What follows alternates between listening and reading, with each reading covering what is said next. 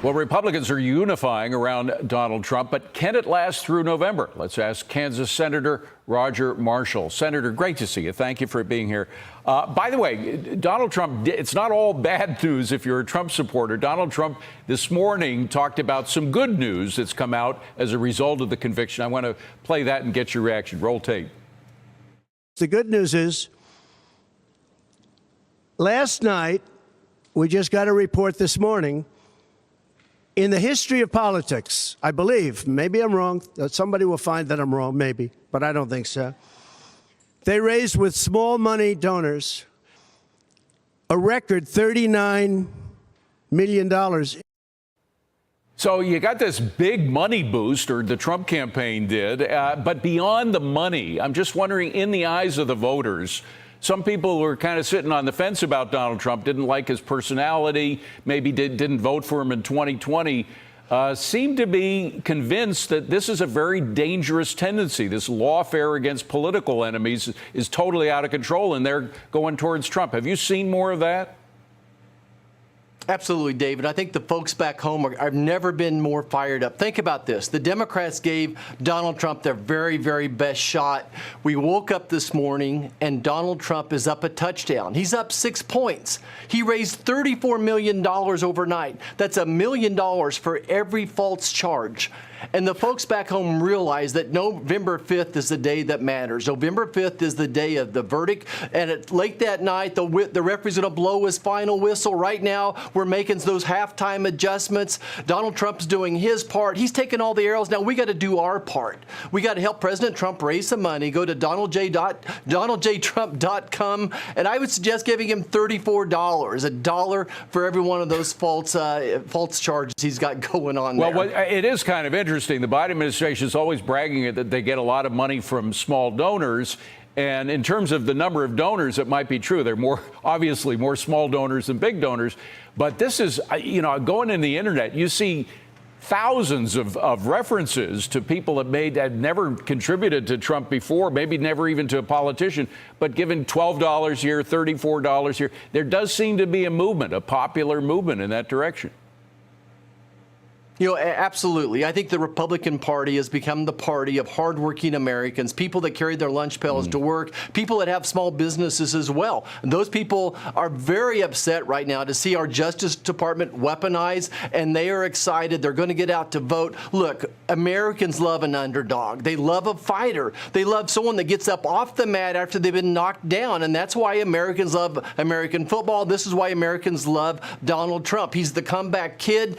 He got kicked pretty hard last night, but he's back up today. He's fighting, and we're seeing that fervor across the country everywhere I go. Now, the thing about lawfare, you do have some conservatives talking about how, hey, in order to get back at the Democrats that have turned this lawfare on, because they're not going to stop. They have smelled blood in the water. They got a conviction under their belt. They're going to go full hog, continue with it, not just for Donald Trump, maybe for members of the Senate, elsewhere.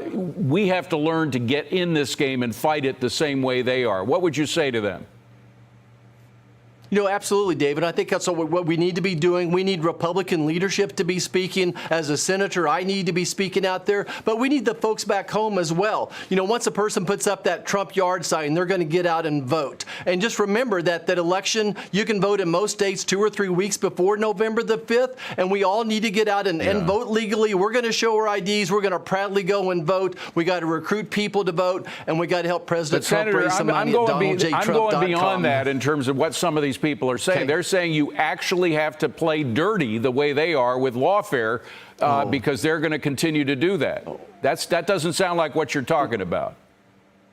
No. I think that we need to honor the judicial system. I'm the son of the chief of police. We're going to honor that system. Yeah. We need a president, though. It starts at the top, a president who believes in law and order. It starts with securing the border, stopping all the cashless bail. This lawless culture of Biden's got to be stopped, and that's one more reason Donald Trump's going to win November the 5th. Now, having said all that, we should mention that you put out this letter, this message, You're joined by 7 of your colleagues, including J.D. Vance, Senator Rick Scott, Marco Rubio, who usually doesn't go in for this kind of language. But you're very harsh. You say the White House has made a mockery of the rule of law and fundamentally altered our politics in an un-American way. And then you go down to say, to that end, we will not allow, 1, any increase in non-security related funding for this administration.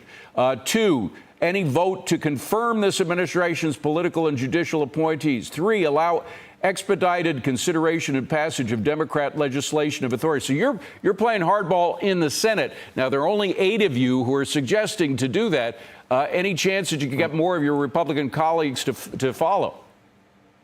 Oh, they better. Look, David, remember it takes 60 votes in the Senate to do anything. So all we need is 3 more, and we make a grinding halt to everything. Look, Joe Biden has crossed the line with this weaponization of his judicial system. We're going to stand up. We're going to grind this government down to a halt as best we can, try to slow down this Biden agenda in every place we can. Senator Roger Marshall from the great state of Kansas, thank you very much for being here, Senator. Appreciate it. You need to watch this if you struggle with feeling heard.